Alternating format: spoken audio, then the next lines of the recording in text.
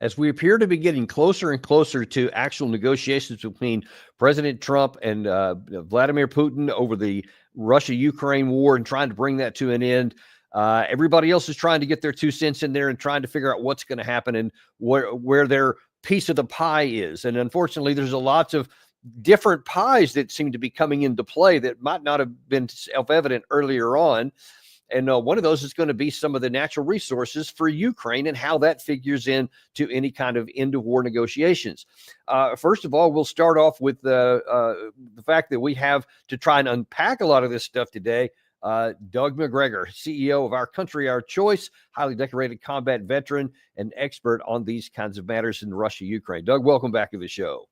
Sure. Good to be here. Well, listen, we got a lot to get to, so I want to jump right into it. Yesterday, Trump was being asked about how the negotiations were going and when is he going to talk to Putin and, and how all that's going. And he kind of had dropped for some, a bit of a bombshell that he's looking for payouts for the United States, not just to hand out to the Ukraine side. One of the problems we have with the Russia-Ukraine situation is that we want to see some equalization because we're in for close to $300 billion, and they're in for $200 billion less. Why are they in for less? Because Biden never asked them for money. He never said, you got to pay. He never did. All he did is hand out money. So we're talking with them right now, and we're actually working some deals right now. So we have some guarantees and some other things to keep that whole situation really going. Going. We're telling Ukraine they have very valuable rare earth. We want what we put up to go in terms of a guarantee. We want a guarantee. We're handing them money hand over fist. We're giving them equipment. European is not keeping up with us. They should equalize. And look, we have an ocean in between. They don't. It's more important for them than it is for us. But they're way below us in terms of money. And they should be paying at least equal. They should really be paying much more than us, but let's say equal to us. And they're billions and billions of dollars below. So we're looking to do a deal with Ukraine where they're going to secure what we're giving them with their rare earth and other things. Now, that was really interesting because this is literally the first time that Trump has even mentioned anything about basically getting paid from Ukraine, but it's not the first time the issue was raised. Here is a confidant of Trump's from back in November. Ukraine is still standing. This war is about money.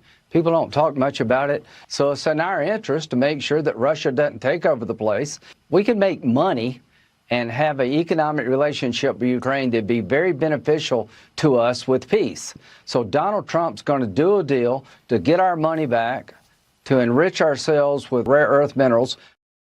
Yeah, enrich ourselves. But Doug, as we were talking a little bit before we came on the air, they might want to slow down a little bit on this idea about getting rich, about Ukraine and rare earths. Well, Dan, setting aside for a moment the callous disregard for human life, which is evident in the comments made by the president and, as you say, his sidekick, Lindsey Graham, what we've got right now is a situation in which 1.2 to 1.5 million Ukrainian lives have been lost and destroyed. That doesn't seem to figure prominently in anybody's calculus. The notion that from the beginning this was about money, excuse me, is interesting, but not really that plausible. If we go back and look at it, the business was always about harming Russia, which of course backfired badly. The only thing we've harmed is ourselves, and of course fatally harmed Ukraine. But we need to understand what President Trump, I think, is referring to. Rare earths. Rare earths, of course, are these groups of minerals that are very rare, difficult to find. If you find them and you mine them, they then have to be refined. So you may mine tons and tons of rare earths and end up with perhaps 50 or 60 pounds of material you can actually use. This material goes into microcircuitry, microchips, a lot of our more sophisticated weapon systems. Most of that, in fact, virtually all of it right now, about $7.8 trillion worth of it, sits in the region of eastern Ukraine that is populated with Russians. The Russians already control it. So you can write off the rare earths that are there right now, unless you want to do business with President Putin. And that's an entirely different question. On the other hand, the remaining wealth of Ukraine is largely agricultural. That is in the West, and the Ukrainians still control that, except in reality, they don't, because Cargill, DuPont, and Monsanto have apparently bought up the rights for something in the neighborhood of 80 to 90% of the agricultural land in Western Ukraine. So I don't know what President Trump is expecting to get. I would remind everybody of his claim when he ran for office in 2016 that he would inevitably make the Mexican government, quote unquote, pay for the wall that he was going to build. Well, we never got the wall. And if anybody thinks the Mexican government is even remotely relevant, is crazy. Maybe he could have gone to the drug cartels, but there's no money going for that. I don't expect anything to be harvested right now from this war except more dead and more permanently injured human beings. You know, finally, let's keep something else in mind, which is depressing. He's continuing to behave as though Russia is this existential threat to us, our enemy. It isn't. Now, he knew that 4 or 5 years ago. I don't know what's changed, but it appears that he signed on for the CIA MI6 theme, which is that Russia is the enemy and has to be treated as such and viewed as such. We put all of this together, it's very hard for me to imagine a set of circumstances under which he could meet with President Putin that would be favorable to any sort of arrangement strategically between ourselves and Russia. Yeah, and I'm actually going to touch on a little bit about how some of the where some of the impetus for that thought from Trump may be coming from about the existential threat that Russia poses, because there's definitely some key people in the West that think that. But really, to underscore even what's possible for negotiated settlement, before I even get to that, we have to look at Volodymyr Zelensky, because he has been outspoken in wanting to have a negotiated end that's favorable to Kyiv. And now then he's saying here, and I'm specifically asking you this question because of you've written a number of books on how to create military forces and how long it takes, etc. He's going to say here that he wants to reform and reorganize his armed forces right now at the near 3-year mark going forward, and it's going to have a good outcome. Watch this. Щоб в цьому році були успішними в перемовинах, українські воїни мають бути стійкими на передовій та результативними у знищенні російських окупантів. Також головком доповів, що до модернізації нашої армії вже був затверджений відповідний план щодо переходу на нову організаційну структуру Збройних сил України та створення корпусів. Зберігаємо увагу до цього, до виконання. Корпусна система потрібна. Ми обговорили сьогодні підходи до призначення командирів корпусів. Це мають бути найбільш підготовлені, найбільш перспективні офіцери з бойовим досвідом і сучасним мисленням. Армія повинна бути сучасною. So I'm not sure if you could read all that, but basically he's saying that the Ukraine forces need to stabilize the front line and continue to fight to hold Russia back. Meanwhile, behind the lines, the Ukraine army is going to be reformed into a corps structure, which is similar to the U.S. World War II version that we had before there. And he's going to modernize it. And it's going to be, well, really great. What do you say to that? Well, I think the man's smoking something. It has no chance whatsoever of success. Right now, President Trump is allowing $1 billion worth of equipment and munitions to go to Ukraine that were initially destined for Ukraine under Biden. The problem is, who's going to use the equipment? Where is the manpower? The Ukrainians are effectively running out of Ukrainian men to fight, and they're dragging people in that are underage or of a very advanced age, and in some cases women. And of course, they're simply being shoved into the slaughterhouse, which is effectively what Eastern Ukraine has become for the Ukrainian people. It's just nonsense. Forget it. It's not going to work. It takes on average 10 years from start to finish to take a military establishment, particularly a ground military establishment, and fundamentally change it. When you talk about navies, it's even longer because they're very, very dependent on the most recent technology that can frequently render them obsolete overnight. So I just think it's nonsense, but it's probably part of the larger money laundering scheme. People are proselytizing for this man and for what's happening there because it's a money-making machine. And we've talked about that before. We can talk about more of that now in Washington, D.C. Yeah, in fact, speaking of the money, that's also been in the news a lot lately, that Zelensky is claiming that $100 billion has just vanished into thin air. Here's how he put it.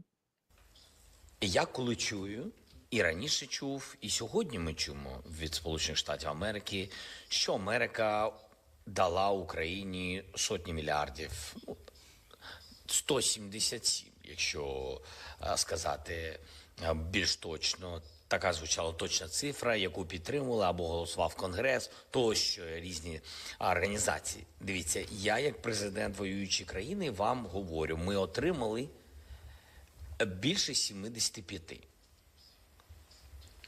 Тобто 100 мільярдів з цих 177 або 200, говорять навіть деякі люди, ми ніколи не отримували. І це важливо. Бо ми говоримо про конкретні речі, бо ми отримали це не грошима, а зброєю. Ми зброєю отримали на 70 з чимось мільярдів. Є навчання, тренування, є додатковий транспорт, є не тільки ціну на зброю, були гуманітарні програми, соціальні тощо. Але коли говорять, що Україна під час війни отримала 200 мільярдів на підтримку армії тощо, це неправда. Я не знаю, де всі ці гроші. Yeah, again, I don't know if you could read that on the bottom of the screen there, but he said, Trump mentioned $200 billion that had been given. He said, but we've only gotten about half of that. And so I don't know where this other $100 billion is. And part of it may just be he doesn't understand where it's going. I'll always remember very, very vividly and angrily during the time when in late 2023, early 24, when the U.S. was, the Biden administration was trying to get the Congress to pass a $61 billion aid package for Ukraine. You had Mitch McConnell go on the Senate floor and enthusiastically say, hey, we need this passed, but most of this money is going to stay in the good old U.S. of A. and create American jobs and create stuff for the U.S. So it's not all going to him. And then now here we have this where he claims he doesn't know where it's at. What do you make of that? Well, even the most expert liar has to mix lies with truth, and he's done so in that statement. I can't tell you whether or not it's 100 billion that has been siphoned off and returned to the United States through the money laundering machine to the pockets of defense consultants, defense contractors, people on the Hill, various other individuals in industry. I mean, who knows? That could easily be the case. But I do know that he's been paying himself roughly $11 million a month. And the man owns millions, I could be tens of millions, maybe 100 million in real estate, homes and places in Europe and the United States.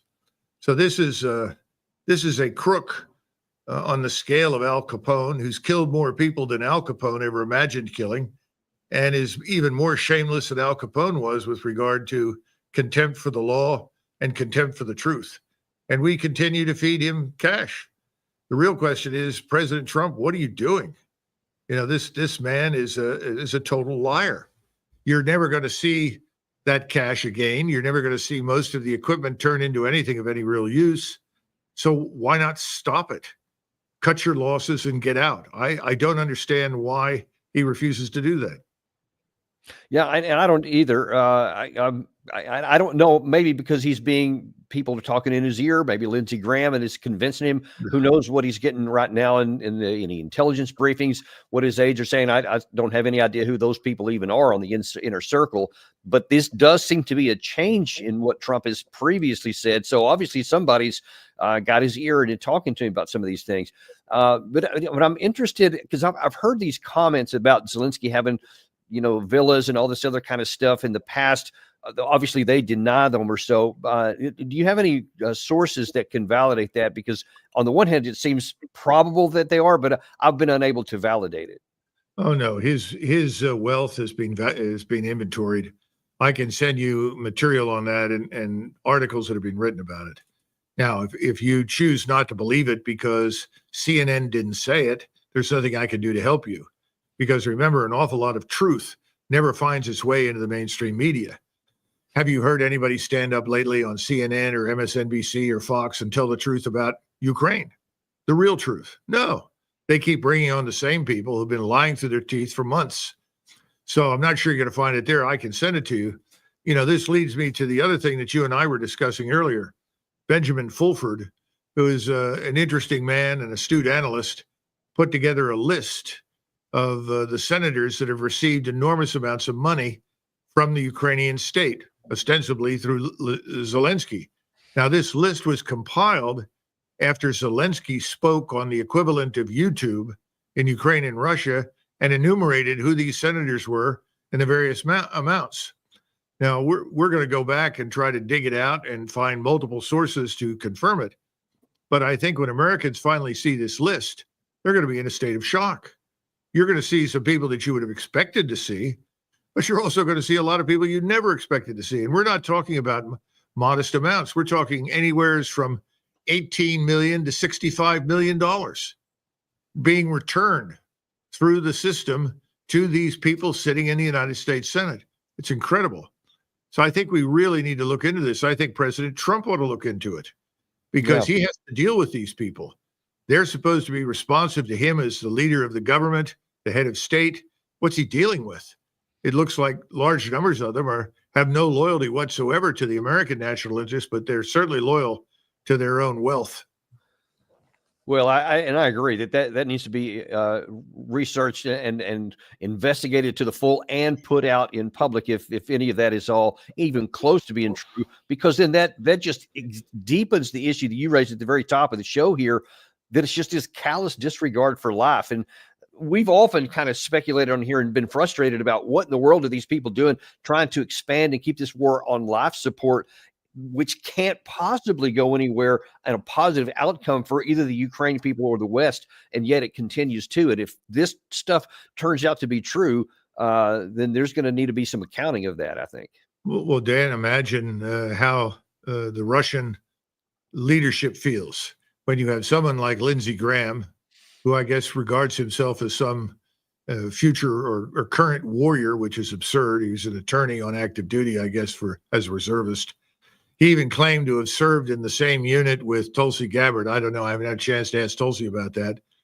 But the bottom line is, when you're dealing with people like that who celebrate the loss of Russian life and insist that every Russian that's killed in this war by these Ukrainians is somehow or another a good thing. It's not, by the way. How would you respond to that as a Russian leader? I mean, that's like saying every time an American is killed in Vietnam or in Iraq or somewhere else, Russia benefits. We've never heard that from the Russians because they don't benefit from it. We don't benefit from the loss of Russian life. We don't benefit from the loss of Ukrainian life. This has all got to stop. We have to regain some sense of humanity, for God's sakes, and put aside all this other nonsense. And by the way, we have rare earths in the United States and Canada, North America. We can mine them. We can refine them. We have been lazy and we haven't done it. We need to get back into the business, and we need to build refineries, which are very expensive, but absolutely necessary. And it's going to be essential now because we're going to be more isolated than ever in the world from everyone who's fed up with us. Right. We've already been curtailed from some that are coming out of China already. And now then we've just physically lost access to even potentially mine the stuff in Russia, as you also talked, or in Ukraine, as you talked about, because Russia now has moved in militarily to those areas. But if we're hoping that anything comes to an end, that we get some sanity, we're not going to get any from the NATO senior leaders, because we had Mark Rutte yesterday has this really strange view on things. He's going to talk about this threat from Russia and how it's already expanding into the Western Europe for no good reason, apparently. Russian destabilization campaigns in allied countries are on the rise. They have targeted digital infrastructure, British officials, and even your National Health Service. Just last month, once again, you detected a Russian spy ship in British waters. And you made it clear to Moscow that such brazen acts were simply unacceptable. To stop these attacks once and for all, we need to up our game and make sure our deterrence leaves no room for doubt. We can do this by investing even more in defense.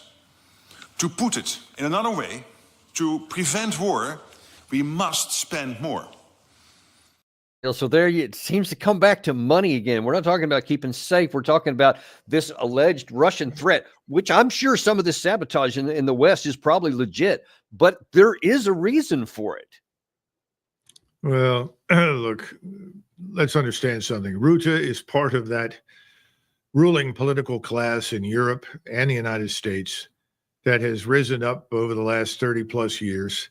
They are the successors to the original post-war elite in Europe and the United States. They have built this globalist structure for self-enrichment, and they have adopted an ideology that is effectively designed to destroy the peoples, the nations, the cultures, the languages in which they live. All of these individuals, Rutte is no exception, have a vested interest in sustaining the big lie that Russia is a threat. If he stands up and says, by the way, everyone who's preceded me in this office has lied to you, he's afraid of the chaos that will result. But we should reassess this and understand he's finished. He's out. Macron, Schultz, Starmer, all of these people are out. They've mismanaged finance. They've mismanaged immigration. They've mismanaged everything and committed terrible, terrible acts of self-sabotage against their people.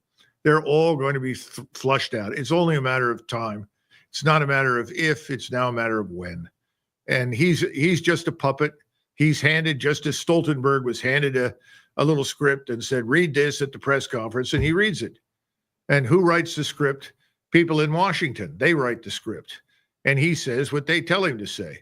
This is not going to last much longer. It is just deeply, deeply disturbing that President Trump hasn't broken this code.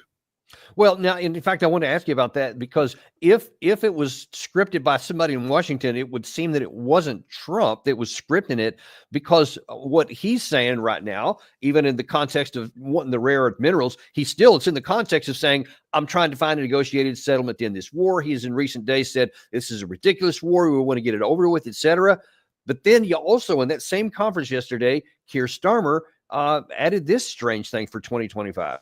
We are all working to end this war. But let's be absolutely clear. Peace will come through strength. And we must do all that we can to support Ukraine's defence. And that means stabilising the front line, providing the kit and training that they need. And that's why this year the UK will give more military support to Ukraine than ever before. So why are you going to give more support than ever before when you know that we're in the end game and Trump wants to have this wrapped up in 100 days? There's not going to be any more going on there. And yet he seems to be at a very, dissonance with what Trump is saying. Starmer is living in a fantasy world. That money from Britain will never be forthcoming. Britain is on the verge of economic or financial collapse. Britain, like the United States, is a country in which the financial system owns the economy. It's not the way it should be, which is an economy with a financial system. Everything is being financialized in the United States and Britain. They're up against it. They don't have the gold on hand to back what they're doing. There's a real sense of panic in the city of London right now and the banks there, because they don't have the gold to back anything. And when everything falls apart, you have nothing left, everyone turns to gold. The stupid statement made by Bernanke many years ago when he was asked by Ron Paul, why do banks still maintain gold on hand? He said, well, I guess it's a tradition. What a deceitful, lying statement. It's absurd. It's because gold is real. It's worth something. Britain doesn't have it. Now there's talks about us shipping assets into their pool of assets to back them up. If we do that, we're foolish, because they're going to go down anyway, and it will not redound to our advantage in the future. What I'm trying to say is this is all nuts. It makes no sense. It's all going to come crashing down in the months ahead. The future is not going to look like the past. We don't have the wherewithal. We don't have the wealth. We don't have the strength to do what these people are outlining. And by the way, there's no reason why we should, as we were talking earlier. Well, now, so let me ask you, where do you think this is going to go? Let's look at the other half of this equation. You have all of the Western leaders on one side, to include Zelensky, and then you have Vladimir Putin on the other side. So, as he is unequivocally in the military superiority, and by the way, it looks like that when you look at there was an analysis out recently done by a Western analyst that says that basically what he has seen is that Russia has been building up with their military industrial base and their growing manpower pool, additional formations like large scale formations that have not yet been brought into combat. And at some point could come smashing into the lines. That hasn't happened yet. You and I've been talking. We thought that might have happened even a year ago, but it hasn't yet. It seems like the capacity genuinely is there. What do you think that the risk is that Putin says to Trump when they ever do talk, okay, here's my terms, or I'm going to unleash more force in here? How's that going to work out? Well, keep in mind what I just described happening in Britain is going to follow here. We're going to follow suit. We're headed into a very serious financial crisis, but it's going to strike Britain first and very hard. I suspect it will have a powerful impact on the continent with France and Germany and Italy. The point is, I don't think he has to do much, Dan. Everything's falling apart in the West. The banking system is not credible. The economies are fragile because we don't build anything that people want to buy. We've lost touch with reality. We are living in a fantasy world that is financed with a level of confidence that is undeserved. And ultimately, it's when confidence collapses that you get the bank runs and the panic sets in. Those things are coming, first in Britain.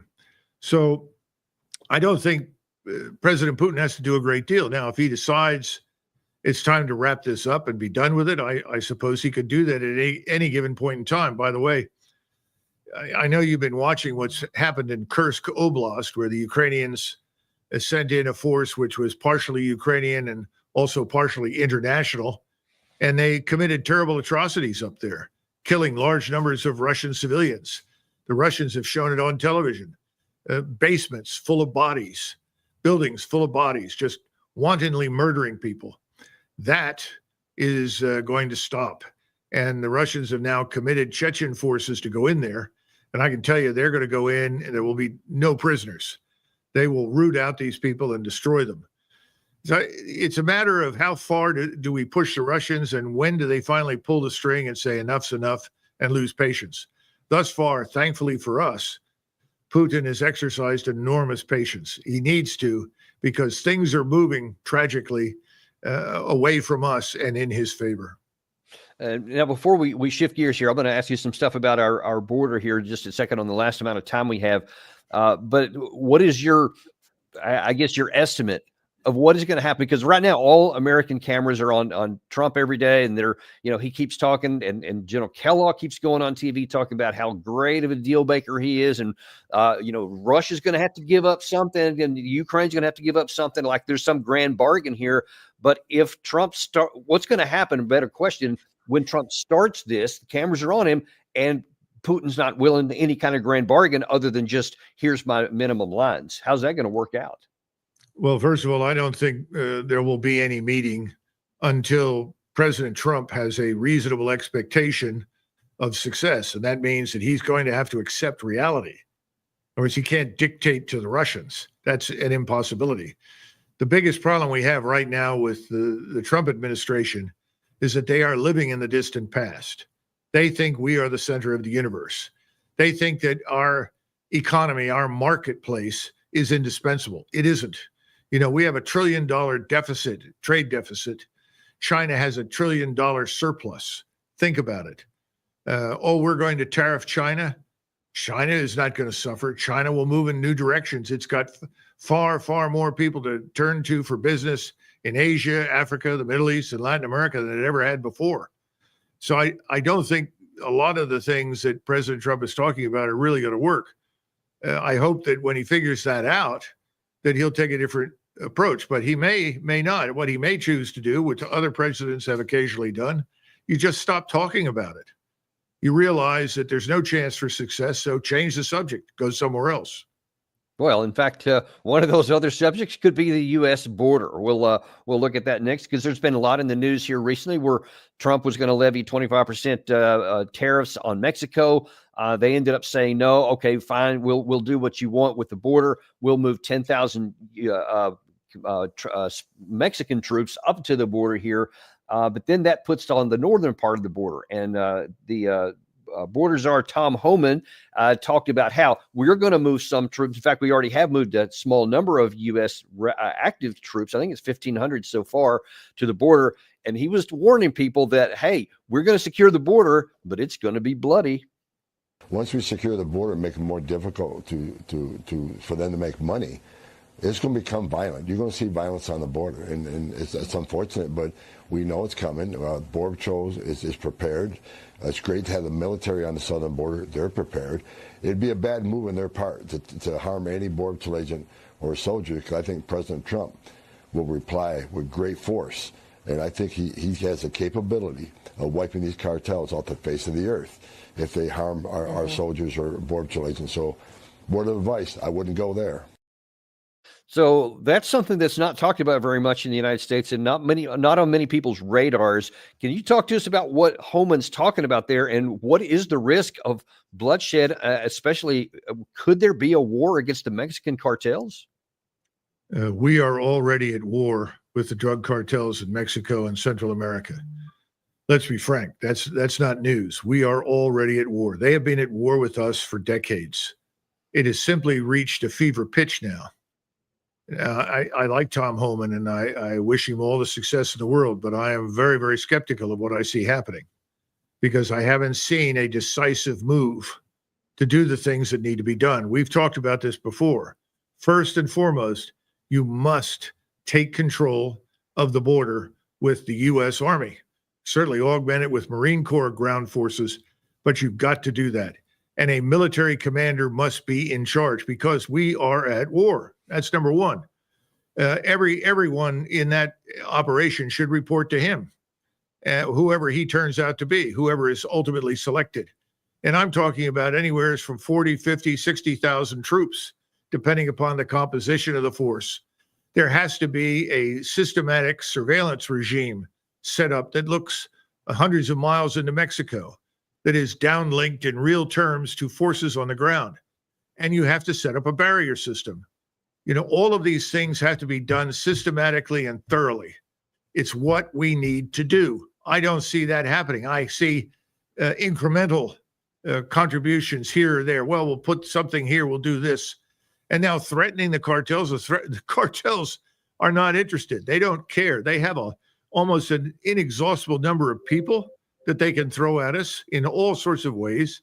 They have a lot of money. They have access to some of the best military technology in the world. We'll probably end up having things like javelins shot at us before long. And we always knew that once you close that border seriously and stopped the massive flow of drugs into the United States, that you would end up having a war inside our country because the drug cartels have penetrated the entire country. They reach into all the big cities and now into rural areas. They're going to have to be rooted out. And this is going to overlap with the removal of illegal aliens, people that have no business being in the country. And I think as you saw recently in LA, and probably we'll see it soon in New York and other places, the usual suspects on the left are going to encourage these people to resist. And we can't be bothered with this. We cannot tolerate it. This is the breakdown of law and order that threatens the very existence of our civilization and society. We have to take decisive action. Now, I've said from the beginning, and I mean this sincerely, President Trump needs to do these things. But to do these things effectively, he needs to get the hell out of Eastern Europe immediately. Get those forces back to the United States. Bring back the forces from Korea. Bring back the forces from Okinawa. There's not going to be a war with China or Russia. He knows that. That's nonsense. Neither of them want a war with us. We don't want a war with them. He's making the right noises right now towards Iran. Perhaps he can head off that war. I'm not sure. It's a little late in the game now to stop the Israelis, particularly since he just announced another $1 billion of aid and equipment, virtually anything the Israelis want. And I'm sure that includes all of the munitions that they need to finish off Gaza and finish off the West Bank and potentially southern Lebanon and largely Syria. We'll have to see what happens, but you cannot do all of these things. You cannot conduct operations around the world militarily and then run the border as though it's an economy of force measure. That has to be the central focus. That's the front where we live or die as a nation. And I wonder if you could go into a little bit of detail there, Doug, because a lot of people look at the border and they say, okay, there's some illegal immigrants coming across. We can stop that. But, an actual threat to our national security, a lot of people don't see it. So I wonder if you can define what that threat is that is warranted with that much military power. Well, we're already confronting the loss of 130, 120,000 American lives every year to this fentanyl madness. That doesn't include deaths from other drugs that come into the country. So that's one part. Secondly, the mass influx of illegals has cost us billions of dollars. It's bankrupted our health system. It's an imposition, a burden on the educational system, which is in ruins in the United States. So you look at those things and back down from that and just look at criminality in general. People will say, oh, well, these aliens have only committed crimes on the same level as Americans. That's not true. And that material needs to get to the American public. But we've had an FBI, a Justice Department, that has skillfully concealed the truth from the American people for years. That's got to stop. And that's where Kash Patel comes in. We've got to tell the truth. Who's committing the criminal acts? Who are they? Where are they from? That needs to be public. And when that picture is drawn accurately, people will see we are at war.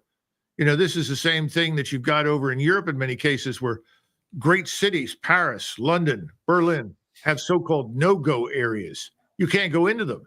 If you go into them, you risk being killed. And those areas are populated with non-Europeans, people that have come into those countries as migrants, and now, of course, don't want to leave and go home. We're going to have a similar problem in the United States. They will not want to leave. But if we don't address this as ferociously as I'm outlining, we may not make it as a country. And President Trump should make that his top priority. That's what has to come before everything else. And then finally, we need to start looking at the criticality of integrated air defenses, not just for the whole country. That's an impossibility, but we've got to get down there on the border. We're now under attack with these drones. Our border patrolmen are, the military will be. As we ramp up and it becomes obvious what's going to happen, don't worry, the cartels will unleash everything they've got against us. And they'll work very, very hard to buy as many politicians and as many local leaders and as many sheriffs as they can in an effort to defeat us. So this has got to be our main effort if we're going to survive.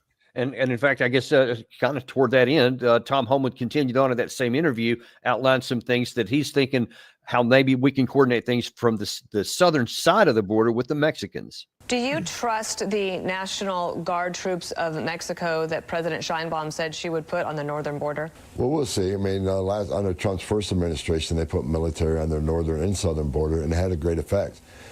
For decades, I've said many in the military, Mexican military, many in Mexican law enforcement are corrupt. And a lot of it's not by choice. Either you do what the cartels tell you to do, or they'll kill you and your family. So with our military on the border, their military on the border, the cartel's going to be hurting, which means this. When we secure the border, less fentanyl overdose deaths in the United States, less sex trafficking of women and children, less known suspected terrorists coming across that southern border. So it's a game changer, and President Trump's moving at lightning speed. And towards that end, he said he claims Trump's moving at lightning speed. You're suggesting that it's not 1,500, it's not going to even be a drop in the bucket, but you said 30, 40, 50,000. How would that change the military? I mean, we would probably have to build some kind of barracks or post along the southern border to house all these people, to keep them there that long, right? Well, that's what we did for 100 years between 1846 and 1948. Go through Texas, Arizona, New Mexico, and California, and look at all the places that are called Fort something. That's because those were army posts. That's where the cavalry regiments were quartered, and infantry regiments. After World War I, the main focus of the United States Army at the time was war in Mexico. And that was because we saw that the Mexicans eagerly adopted the Germans as allies during the war and allowed German influence to penetrate. We also saw subsequently that they sided with the communists, with the Soviet Union. We also saw that they provided training opportunities and support for Fidel Castro and Che Guevara. They're not our friends. Now, to answer the question that came up first, I'm surprised Tom Homan just didn't say no. We cannot trust the federal Mexican troops. Of course not. Absolutely not. We can't match the funds that they can receive from the cartels. The Mexican government is a joke. Forget it. Anything they say is ludicrous nonsense. The cartels are in charge. They are the enemy.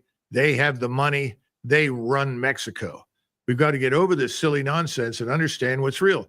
Now, I'm not here condemning the Mexican population. The Mexican population wants to survive. It's adapting to survive. And the setups that the cartels offer to them are not all evil. You get free dental care if you're serving in a particular cartel in a particular area, all sorts of strange things like this. They're not going to come to your aid. They're not going to help us. We're not going to get any help out of Mexico whatsoever. That's why the border must be secured. It must be closed. I don't give a damn if everything coming out of Mexico is stopped permanently on the northern border, at least as long as until we decide to admit anything else. It's going to get bad, but we're already at war. If I were advising President Trump, I would urge him to think carefully about declaring war on the drug cartels in Mexico as a first step. Well, that apparently is something that he is considering, and Tom Homan, as I understand, is an advocate of that. But that will require, as you said earlier, a lot of changes because we can't keep all these troops we have all abroad in all these places, dumb things like Syria, Somalia, and every other place, and do this as well. We just don't have the resources to do that. So there's going to have to be some changes there too. But Dan, you and I served together in the past on the Czechoslovak and East German borders. We were in organizations, military establishments that knew how to secure borders, knew how to provide surveillance, knew how to provide rapid reaction forces. I don't know if all of that has been lost, but my point is beware of anyone in uniform who steps forward and says, this is bad. This will harm our readiness to fight. That's a lot of nonsense. If you wanted to look at something that harmed our readiness to fight, think back on the last 20 years of stupidity in the Middle East, the waste of human life, and the loss of over $14 trillion. That all needs to stop. That's why we need to get out. We need to get out of Syria. We need to get out of the whole damn place once and for all. We're not going to fix it. So let's not try and get out of Eastern Europe. Yeah, the issue is just defend our country and our way of life. That's what we should do. Well, listen, Doug, we really appreciate this. Has been a pretty enlightening and lively engagement today, and stuff that I think, if you're right, it's going to start hitting the mainstream press at some point, whether anybody wants it to or not. So it's something that we have to address, and we appreciate you coming on and doing just that. Right. Thanks very much, Dan. All right. Thank you very much. And we also thank you guys for joining us today. As a reminder, we're on, we have podcasts as well. Larry Johnson's going to be here. Don't want to forget that. That's at 2 p.m. this afternoon. Larry's always got some great stuff to say with former CIA intel analyst. Also to remind you that we have a podcast as well. Some people can't watch on the video, but they love to listen. And so if you or your friends do podcasts, then by all means, let them know that Apple Podcasts, Spotify, Podcast Addict, everywhere you get your podcast, just type in Daniel Davis Deep Dive and you'll find us waiting there for you. In the meantime, thank you very much. Do like and subscribe on your way out if you haven't done that yet, so you can keep getting more good content like this, because we are unintimidated and uncompromised. We will bring you the truth that you need for your life, no matter what it is. Thank you very much. We'll see you this afternoon on Daniel Davis Deep Dive.